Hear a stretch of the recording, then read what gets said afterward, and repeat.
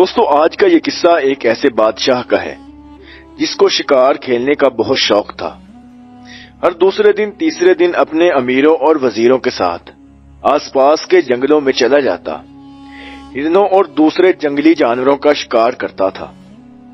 اس بادشاہ کو گھوڑے پالنے کا بھی بہت شوق تھا۔ جہاں کہیں بھی کوئی چلاک اور پھرتیلا گھوڑا نظر آتا، جٹ سے اس کے مالک سے سودا طے کر لیتا اور اسے منہ مانگی قیمت دے کر گھوڑا خرید لیتا۔ ایک دن کرنا خدا کا کیا ہوا کہ اس بادشاہ کے دربار میں عرب کے ایک ملک سے گھوڑوں کا ایک سوداگر آیا۔ اس نے جھک کر بادشاہ کو آداب بجا لایا اور عرض کیا، حضور عالم، غلام ایک گھوڑا لایا ہے، آپ اسے دیکھ کر ضرور خوش ہوں گے۔ ایسا پھرتیلا گھوڑا کہ پل بھر میں اس کے پاؤں زمین پر نہیں ٹکتے، آنکھ کے ایک اشارے پر ہوا سے باتیں کرنے لگتا ہے۔ لیکن حضور، اس گھوڑے میں ایک نقص بھی ہے۔ یہ نقص یہ ہے کہ اس کا مزاج بہت کڑوا ہے، بدکتا بہت ہے اور کسی کو بھی آسانی سے اپنے پاس نہیں آنے دیتا۔ ہر وقت بدک جاتا ہے اور ہر وقت دلتیاں چلایا کرتا ہے، حتیٰ کہ وہ اپنے سائے سے بھی بدک جاتا ہے۔ اگر حضور اس گھوڑے کو دیکھنا پسند فرمائیں تو غلام حاضر کر سکتا ہے۔ بادشاہ نے عرب کے سوداگر سے گھوڑے کی تعریف سنی تو ہنس کر کہا، میاں سوداگر، تم بے فکر ہو کر اپنا گھوڑا لے آؤ، ہم نے یہاں بڑے بڑے ٹیڑھے گھوڑوں کو سیدھا کر ڈالا ہے۔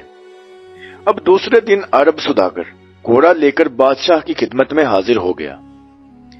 گھوڑے کو دیکھ کر بادشاہ کی بانچیں کھل گئیں۔ ایسا خوبصورت اور پھرتیلا گھوڑا بادشاہ نے اپنی عمر میں پہلے کبھی نہیں دیکھا تھا۔ بادشاہ نے خوش ہو کر سوداگر کو انعام سے مالا مال کر دیا اور گھوڑا اپنے ملازم کے حوالے کرتے ہوئے کہا، اس گھوڑے کو شاہی استبل میں لے جاؤ اور اس کے لیے چارے کا انتظام کر دو۔ کل ہم اس گھوڑے پر سواری کریں گے اور اپنے امیروں اور وزیروں کے ساتھ شکار کھیلنے کے لیے جائیں گے۔ اب دوسرے دن صبح سویرے پروگرام کے مطابق بادشاہ اپنے نئے گھوڑے پر سوار ہو کر امیروں اور وزیروں اور سپاہیوں کے ساتھ شکار کھیلنے کے لیے روانہ ہو گیا۔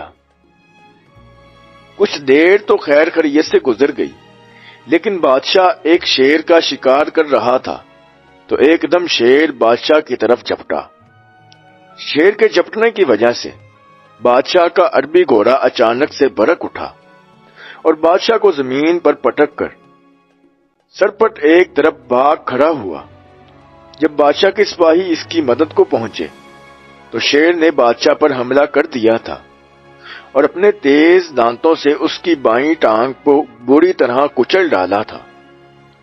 بادشاہ کے ساتھی بادشاہ کو اٹھا کر محل میں لائے اور فوراً شاہی حکیموں اور ویدوں کو بلایا گیا۔ حکیموں اور ویدوں نے علاج شروع کر دیا۔ انہوں نے اپنی طرف سے تو پوری کوشش کی اور کوشش کرنے کی کوئی کسر نہ اٹھا رکھی تھی، لیکن بادشاہ کی ٹانگ شیر نے بری طرح سے کچل دی تھی کہ وہ اچھی نہ ہو پائی۔ آخرکار سب حکیموں اور ویدوں نے یہی فیصلہ کیا کہ بادشاہ کی جان اسی صورت میں بچ سکتی ہے اگر اس کی ایک ٹانگ کاٹ دی جائے۔ چنانچہ یہی فیصلہ ہوا کہ بادشاہ کی ایک ٹانگ کاٹ دی جائے۔ چنانچہ حکیموں اور ویدوں نے ایک آپریشن کر کے بادشاہ کی ٹانگ کاٹ دی۔ تھوڑے ہی دنوں کے اندر ٹانگ کا زخم بڑھ گیا اور بادشاہ بالکل صحت یاب ہو گیا، لیکن ایک ٹانگ کٹ جانے کی وجہ سے بادشاہ کو بہت صدمہ ہوا تھا۔ اب وہ ہر وقت اداس اور غمگین رہنے لگا۔ اب اس نے شکار پر جانا بھی چھوڑ دیا تھا۔ ہر وقت مسحری میں بڑا خاموش پڑا رہتا تھا۔ اس بادشاہ کی ایک خوبصورت بیٹی بھی تھی اور اس کا نام مہجبین تھا۔ یہ اپنے باپ سے بہت محبت کرتی تھی اور اس کا دل بہلانے کے لیے گھنٹوں اس کی مسحری کے پاس بیٹھی رہتی اور ستار بجا بجا کر اپنی میٹھی اور سریلی آواز سے اس کو پیارے پیارے گیت سنایا کرتی، لیکن اس کا غم کسی طرح دور نہ ہوتا تھا۔ بادشاہ کے محل سے دور ایک پہاڑی تھی اور اس پر ایک بوڑھا آدمی رہتا تھا جو بہت عقل مند اور دانا تھا۔ دور دور سے لوگ اس کے پاس آتے اور اپنی مصیبتیں بیان کرتے۔ یہ دانا آدمی ان کو بہت مفید مشورے دے کر ان کی ضرورتیں پوری کیا کرتا تھا۔ ایک دن بادشاہ کے وزیر نے آپس میں بیٹھ کر صلاح مشورہ کیا اور اس کے نتیجے پر پہنچے کہ اس بوڑھے آدمی کو بلانا چاہیے، شاید وہ بوڑھا آدمی بادشاہ کا غم دور کر سکے۔ جب بوڑھا آدمی بادشاہ کے سامنے حاضر ہوا تو بادشاہ نے اسے عزت دے کر اپنے پاس بٹھایا اور کہا، بڑے میاں، تم میرے ملک میں سب سے زیادہ دانا اور عقل مند ہو۔ اگر تم کسی طرح میرا غم دور کر دو تو میں تم کو اپنی آدھی بادشاہت دے دوں گا اور اپنی بیٹی کا نکاح بھی تم سے کر دوں گا۔ بوڑھے آدمی نے مسکرا کر بادشاہ سے کہا، حضور، میں پہاڑی میں ایک چھوٹی سی کٹیا میں رہتا ہوں، میں تخت و تاج لے کر کیا کروں گا، اور میری عمر اس وقت 80 برس کے قریب ہو چکی ہے اور شہزادی ابھی جوان ہے۔ بھلا بڈھا اور جوان کبھی ایک ہو سکتے ہیں؟ آپ ایسا کیجئے کہ اپنے ملک میں ڈنڈورا پٹوا دیجئے کہ جو کوئی بادشاہ سلامت کے لیے نئی ٹانگ لے کر آئے گا اسے آدھی سلطنت انعام میں دے دی جائے گی اور اس کے ساتھ اپنی بیٹی کی بھی شادی کر دی جائے گی۔ کیا معلوم کوئی ایسا عقل مند اور بہادر نوجوان مل جائے جو حضور کی خواہش پوری کر دے۔ یہ سن کر بادشاہ خوشی سے اچھل پڑا اور بولا، بہت خوب، مجھے تمہاری یہ رائے بہت پسند آئی ہے، میں ابھی اس کا انتظام کرتا ہوں۔ دوسرے دن بادشاہ کے حکم کے مطابق سارے شہر میں یہ ڈنڈورا پٹوا دیا گیا کہ جو کوئی ہمارے لیے ایک نئی ٹانگ لے کر آئے گا اس کو دولت سے آدھا تخت اور اپنی بیٹی کی شادی بھی اس سے کر دی جائے گی۔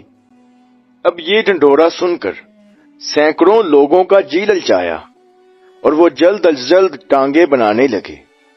چند دنوں بعد سینکڑوں لوگ مصنوعی ٹانگیں لے کر بادشاہ کے محل کے سامنے آ جمع ہوئے اور لگے ایک دوسرے کو دھکے مارنے اور چلا چلا کر کہنے لگے، بادشاہ سلامت، ٹانگ حاضر ہے۔ حضور، میں نے بہت اچھی ٹانگ بنائی ہے اور آپ کو یقیناً پسند آئے گی۔ ہر شخص کی یہی کوشش تھی کہ میں سب سے پہلے بادشاہ کے سامنے پہنچوں اور اپنی بنائی ہوئی ٹانگ پیش کر کے بہت سارا انعام و اکرام حاصل کروں اور شہزادی سے شادی کروں۔ لوگوں نے اتنا شور و غل مچا رکھا تھا کہ کان پڑی آواز سنائی نہ دیتی تھی۔ محل کے دروغہ نے انہیں زبردست ڈانٹ پلائی اور کہا، اگر تم لوگ چپ نہ ہوگے تو میں ابھی تم لوگوں کے سر اڑا کر رکھ دوں گا۔ آخرکار بادشاہ نے حکم دیا کہ انہیں ایک ایک کر کے ہمارے سامنے لے آؤ۔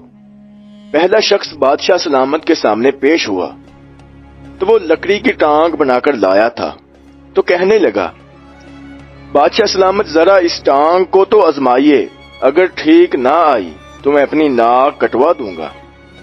جب بادشاہ نے وہ لکڑی کی ٹانگ اپنی کٹی ہوئی ٹانگ پر لگائی تو ایسی باری کہ بادشاہ کو اپنی جگہ سے ہلنا جلنا مشکل ہو گیا اور بادشاہ غصے سے آگ بگولا ہو گیا اور غصے میں آ کر اس نے وہی ٹانگ اٹھا کر اس کے سر پر دے ماری۔ اب دوسرا آدمی حاضر ہوا۔ یہ ٹین کی بنی ہوئی ٹانگ لایا تھا۔ دیکھنے میں تو یہ ٹانگ بہت خوبصورت تھی اور بہت اچھی تھی، لیکن جب بادشاہ نے اسے اپنی کٹی ہوئی ٹانگ پر لگایا تو وہ وہیں پھنس کر رہ گئی۔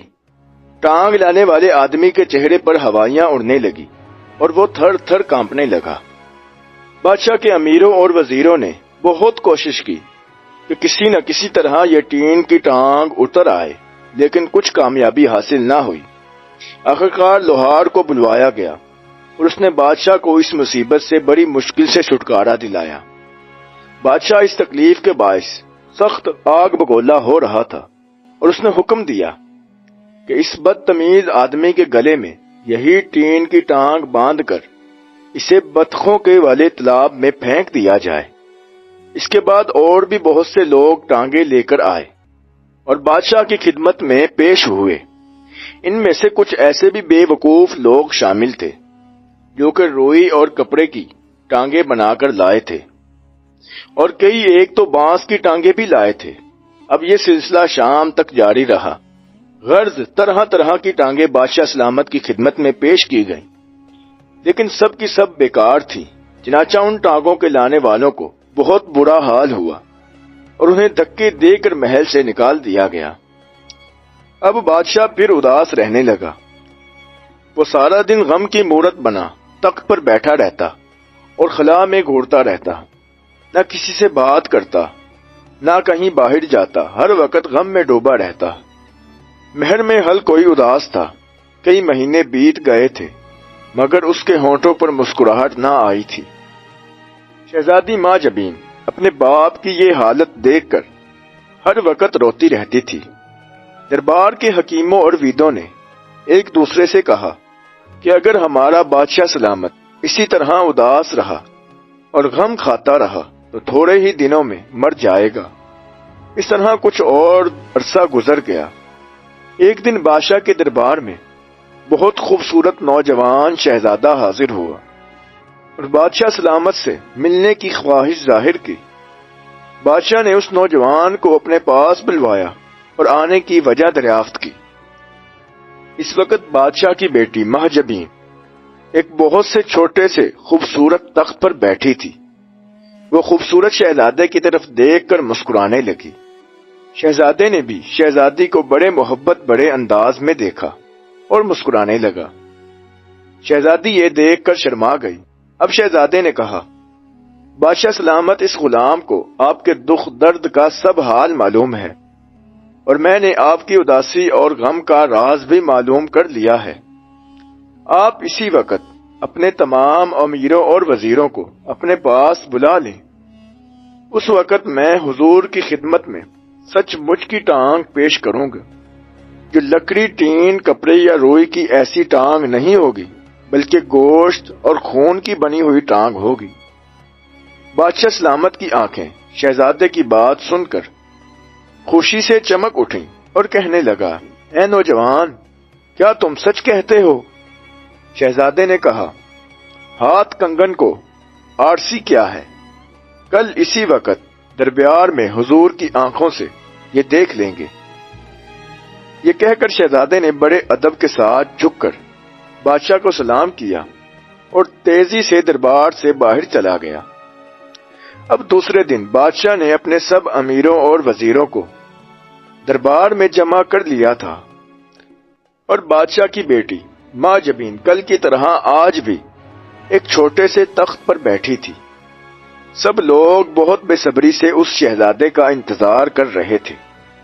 تھوڑی دیر کے بعد نوجوان شہزادہ دوبارہ دربار میں داخل ہوا اور اس کے ہاتھ میں ایک لمبا سا لکڑی کا بکس تھا، اور وہ بادشاہ کے تخت کے پاس گھٹنوں کے بل بیٹھ گیا اور کہنے لگا، لیجئے بادشاہ سلامت، یہی وہ خون اور گوشت کی بنی ہوئی ٹانگ ہے جس کا کل سے میں نے آپ سے وعدہ کیا تھا۔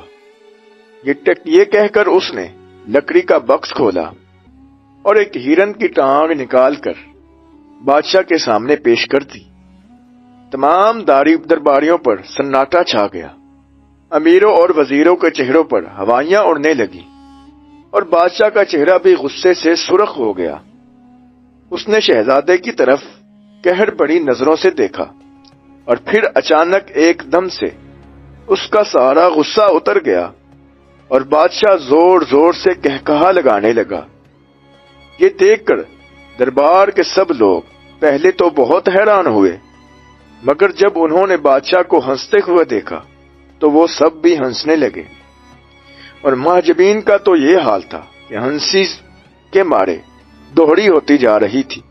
بادشاہ نے کہا، اے نوجوان شہزادے، تم نے جس ہوشیاری اور عقل مندی سے مجھ سے شرط جیتی ہے میں اس کی داد دیتا ہوں۔ اب میں کبھی بھی غمگین نہ رہوں گا۔ کل شہزادی سے تمہاری شادی ہوگی۔ دوسرے دن شہزادے اور ماں جبین کی شادی ہو گئی، اور اس روز بادشاہ نے اپنے سب امیروں اور وزیروں کی دھوم دھام سے ضیافت کی، اور بادشاہ ماں جبین اور شہزادے نے وہ ہرن کی ٹانگ خوب مزے لے لے کر کھائی۔ لکھا ہے کہ ایک بادشاہ اپنے ملک کی سیر کر رہا تھا۔ اسے اچانک خیال آیا کیوں نہ اپنی رعایا کا امتحان لیا جائے۔ اس نے ایک بڑی گزرگاہ کے بیچوں بیچ ایک چٹانی پتھر ایسے رکھوا دیا کہ گزرگاہ بند ہو گئی تھی، اور اپنے ایک پہرے دار کو نزدیک ہی ایک درخت کے پیچھے چھپا کر بٹھا دیا تاکہ وہ ہر آتے جاتے لوگوں کے رد عمل سنے اور بادشاہ کو اس سے آگاہ کرے۔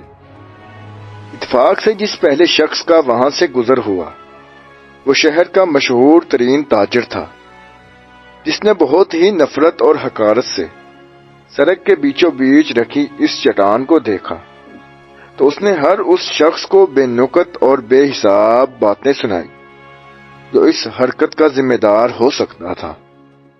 چٹان کے ارد گرد ایک دو چکر لگائے اور چیختے دہاڑتے ہوئے کہا کہ وہ ابھی جا کر اعلی حکام سے اس حرکت کی شکایت کرے گا، اور جو کوئی بھی اس حرکت کا ذمہ دار ہوگا اسے ضرور سزا دلوائے گا اور بغیر آرام کے نہیں بیٹھے گا۔ اس کے بعد وہاں سے ایک تعمیراتی کام کرنے والے کا ٹھیکیدار کا گزر ہوا۔ اس کا رد عمل بھی اس سے پہلے گزرنے والے تاجر سے تھوڑا سا مختلف نہیں تھا، بلکہ اس کی باتوں میں ویسی شدت اور گھن گرج نہیں تھی جیسے کہ پہلے والے تاجر نے کر دکھایا تھا۔ آخر ان دونوں کی حیثیت اور مرتبے میں نمایاں فرق بھی تو تھا۔ اس کے بعد وہاں سے 3 ایسے دوستوں کا گزر ہوا جو کام کاج کی تلاش میں نکلے ہوئے تھے۔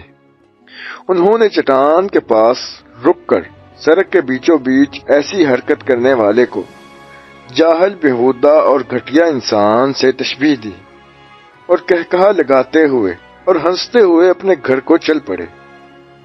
اس چٹان کو سڑک پر رکھے 2 سے 3 دن گزر چکے تھے اور وہاں سے ایک مفحول حال، وہاں سے ایک غریب اور بے حال کسان کا گزر ہوا۔ وہ بغیر شکوہ کیے جو بات اس کے دل میں آئی وہ یہ تھی کہ وہاں سے گزرنے والوں کو بہت تکلیف ہوتی ہوگی۔ اپنی ہمدردانہ احساس کی وجہ سے وہ چاہتا تھا کہ کسی نہ کسی طرح وہاں سے ہٹا دیا جائے۔ یہ پتھر بہت وزنی تھا۔